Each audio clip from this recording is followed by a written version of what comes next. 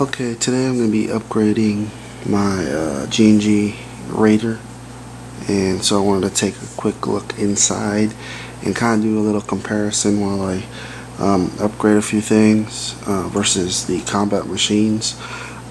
I was always curious to see what a $210 Raider had that a $140 base combat machine didn't.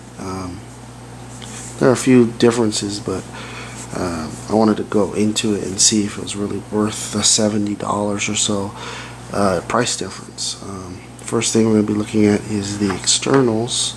With the combat machine, you'll be getting a plastic rail, which I kind of prefer because it's lighter, but I went ahead and just got the Raider and it comes with a metal rail, which is good, especially if you're going to be putting on a lot of accessories on your rail, pec box, foregrip, grenade launcher, whatever.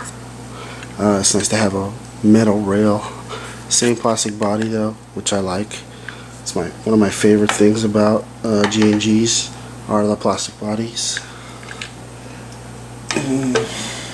Oh, one thing I forgot to mention on the plastic body, functioning charging handle that you don't get on the base combat machines. So you pull the charging handle, this opens, the dust cover opens to expose the hop up, which is nice, instead of using your fingernail or whatever you have available to pry that open. Receiver looks like it's the same, lower receiver I mean. Instead you got the G&G logo versus the combat machine and the combat machine, but everything else looks the same. You get that polymer still. They both got non-functioning bolt catches right here. The motor, I'm not too quite sure if they use the same motor. This one does about 17 rounds per second using a 9.6 volt battery. The grips on the old combat machines used to come with the standard M4, M16 pistol grip, which I hate. Ergonomics suck on those things. I hate those things. But they all now, and then the old school G&G Raiders came with the ergonomic grooved finger grips. I forget what they're called, but they all now come standard with Tango Down style grips, which are very nice, very ergonomic, so you're not losing anything from getting a combat machine and a G&G on the grips. It's nice that they included metal inserts for durability.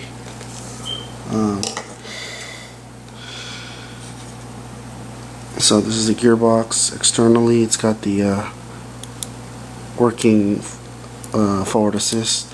The forward assist right here. I don't know if you can see that. I have bad lighting right now. But when you push the forward assist, it pushes on this plate right here, and that goes into and pushes the anti-reversal latch inside the gearbox. This black thing right here is the blowback, another added feature from the base combat machine. It's a pneumatic piston that does that for cosmetics. It doesn't really do anything performance wise, it just has something to look. And yeah, give me a minute to open it up and then we'll go more into the differences on that. I'll be adding a new cylinder. This happens to be a deep fire cylinder, type 1 I believe. This one is a deep fire metal spring guide and a deep fire metal air nozzle. Alright, I'll be back. Okay, now that I've opened up the gearbox, we can take a look more closely into what goes inside the G&G Raider. First thing I noticed compared to the combat machine from the videos that I've seen on the Combat Machine, the first thing I noticed is the cylinder is not blue, and it is a full cylinder. Notice there's no porting. This little hole here is for the blowback. You look at the same type of piston though. Full polycarb with one metal tooth, second tooth removed to prevent pre-engagement. Same ported piston head. Now I plan on upgrading this. I don't really need a full length full cylinder, so I'm going to be changing it up to, like I said earlier, be changing it to this one. I've already pre-notched it right here, excuse me. I don't plan on using blowback, so I'm just going to notch it. I won't worry about putting a hole at the top. It's pretty tight, that's pretty good. Let's check the piston. Seems kind of loose. I have a number 14 O-ring. Might be installing that later on. It does come with a metal spring guide, but there's no bearing on it, so I'll be changing it out for this one. No big deal.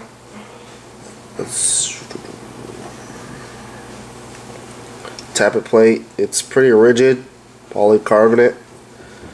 The nozzle, also polycarb. There is no O-ring on it, at least based on what I was looking at. I didn't see any O-ring. So I'll be changing that out as well to a metal one with an O-ring inside. I don't know if you can see the O-ring, but it's right there, right at the beginning, the front. Excuse me, I got a cold as usual.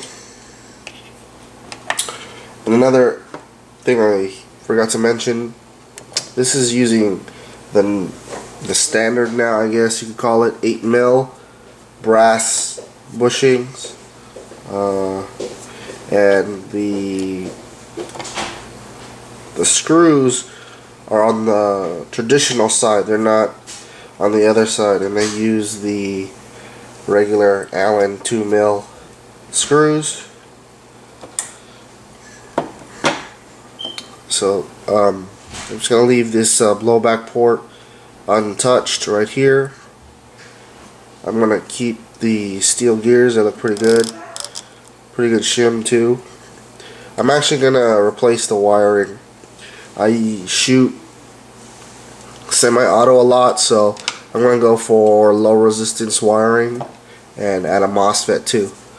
That way I can get a lot of, hopefully get better trigger response. Oh, I'm going to swap out the spring to the 120 as well while I'm at it. Alright.